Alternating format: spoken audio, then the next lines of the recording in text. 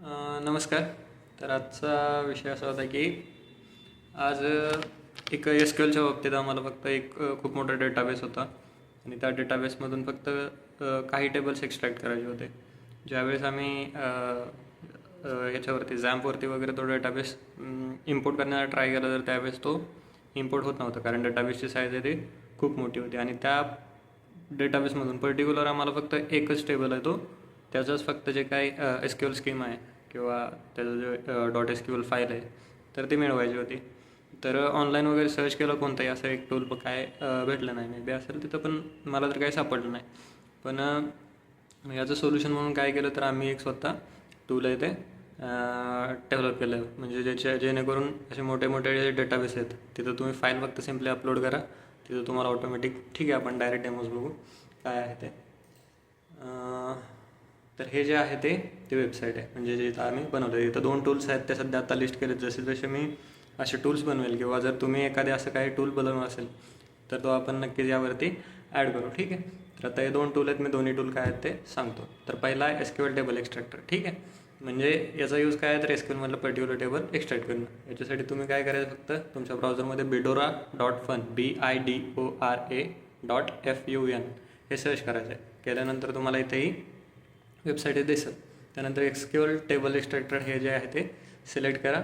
ठीक आहे, आता इथं आपल्याला फाईल अपलोड करण्यासाठी ऑप्शन भेटतो आहे. तर इथं सिम्पली फाईल आपली जी काय आहे, आता मी इथे एक डेमो फाईल बनवले, डेमो DB.SQL. ठीक आहे, तर ही ओपन केली तर इथं आपल्याला दिसतं आहे वेगळे टेबल्स जे काय या डेटाबेसमध्ये टेबल्स आहेत, तर ते इथं दिसतं आहे. 1 मिनिट मी तुम्हाला दाखवतो कोणते कोणते आहेत ते.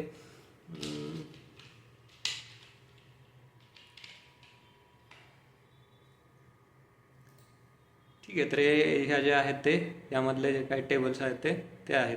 तर यातला आता आपल्याला पर्टिक्युलर फक्त समजा लीड्स हा टेबल आहे, तो फक्त पाहिजे असेल तर त्यासाठी काय करतो आपण, यातला फक्त लीड्स हा टेबल आहे तो सिलेक्ट करेल आणि जनरेट एक्सक्यूएल फाईल हे करेल.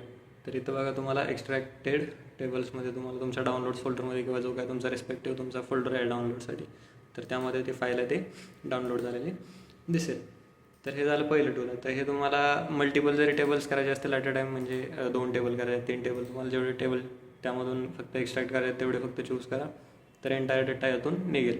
तर जवळपास म्हणजे माझा डेटाबेस होता तो खूप मोठा होता, त्यामध्ये जवळपास 5-6 लाखाच्या आसपास त्यामध्ये रेकॉर्ड्स असतील किंवा आणि त्या जो टेबल पर्टिक्युलर एक्स्ट्रॅक्ट करायचा, तर त्यामध्ये एक 36,000च्या आसपास माझे जे काय रोज आहेत किंवा जे काय रेकॉर्ड्स आहेत ते होते.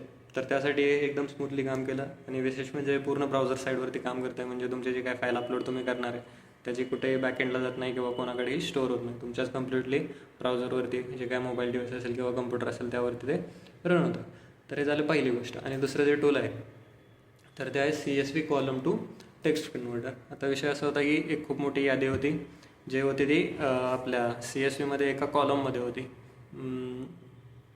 म्हणजे जो कॉलम ए होता त्यामध्ये असे एकाखाली एक असे त्याच्यामध्ये जे काय आहेत ते रेकॉर्ड्स आहेत ते होते. आता मी इथे एक डमी फाईल बनवलेली आहे, ती दाखवतो मी तुम्हाला. ठीक आहे, स्किप करू परत. ठीक आहे, तर आता ते CSVमधून आपल्याला फक्त पर्टिक्युलर एखादं जे काही कॉलम आहे, बरं ठीक आहे आपण याच्यामध्ये ओपन करू. आता तुम्हाला CSVमध्ये डायरेक्ट नाही दाखवता येणार, तर असे दाखवलं VS कोडमध्ये आपण त्याला ओपन करू. ठीक आहे, तर ही जी माझी CSV फाईल आहे ते आहे, यामध्ये नेम, नंबर, ईमेल ॲड्रेस असे कॉलम्स आहेत. आता हे जे पण होतं ते त्यामध्ये पण जवळपास 12,000चे रेकॉर्ड्स होते, आसपास रेकॉर्ड्स होते. आणि त्यामधून मला फक्त जो काही नंबरचा कॉलम आहे तो फक्त कॉमा सेपरेटेड व्हॅल्यूजमध्ये पाहिजे होता, कारण टूल्स आहेत काय त्यासाठी ते पर्टिक्युलर त्याच फॉर्मॅटमध्ये ते डेटा मागतं. म्हणजे ते तुमचे जे काही नंबर्स आहेत ते प्रत्येक नंबर आहे तो कॉमा सेपरेटेडमध्ये एकदम पाहिजे होते. पण आता इथून जर का ते फॉर्म्युला वगैरे मी याच्यामध्ये CSVमध्ये अप्लाय केले, पण तिथे डेटा टाईपचा एरर येत होता, त्यानंतर होतच नव्हतं, फक्त तिथे हॅश व्हॅल्यू वगैरे अशा गोष्टी येत होत्या. अगेन याच्यासाठी पण टूल सर्च केलं पण काय भेटलं नाही, तर आपण हे ट्राय केलं बनवण्याचा. ठीक आहे, तर आता ह्या फाईलमधला आपल्याला फक्त पर्टिक्युलर नंबर नावाचा जो कॉलम आहे तो फक्त CSVमध्ये पाहिजे, किंवा आपण बघू याच्यामध्ये कसं करायचं ते. ठीक आहे, आता इथं क्लिक टू अपलोड CSV आहे. तर इथं CSV फाईल जी काय तुमची आहे, तुम्हाला ज्यातून जे कॉलम वगैरे जे काय हे करायचे आहेत कॉमा सेपरेटरमध्ये घ्यायचे आहेत, तर ते येतं. तर इथं तुम्ही ज्यावेळेस फाईल अपलोड कराल त्यावेळेस इथं चूज अ कॉलम, तुमचे जे काही कॉलम्स असतील त्या लिस्टमध्ये त्या CSV फाईलमध्ये ते सगळे इथं तुम्हाला लिस्ट करेल. ठीक आहे. मला आता यामधला नंबर्सचा कॉलम पाहिजे, तर इथं पूर्ण आपल्याला नंबर्स जे काय आहेत ते एका कॉमा सेपरेटेड फाईलमध्ये भेटले. हे जर तुम्हाला टेक्स्टमध्ये पाहिजे असेल तर टेक्स्टमध्ये डाउनलोड करून तुम्ही घेऊ शकता.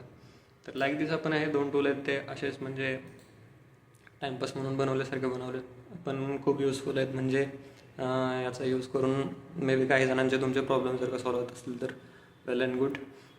पूर्ण ब्राउझर साईड आहेत, म्हणजे कुठंही बॅकएंड नाही आहे किंवा तुमच्या फाईल्स वगैरे कुठं जात नाहीत.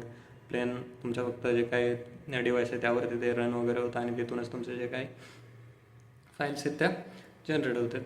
तर असं एखादं तुम्ही कोणतं टूल बनवलं असेल तर सांगा, आपण यावरती Fedora.fun यावरती आपण अपलोड करू. अशा आणखीन मी जे काही टूल्स वगैरे जे काय असे दररोजच्या हेल्पसाठी लागणार आहेत ते असे जर कधी बनवले तर ते इथं अपलोड करत राहील.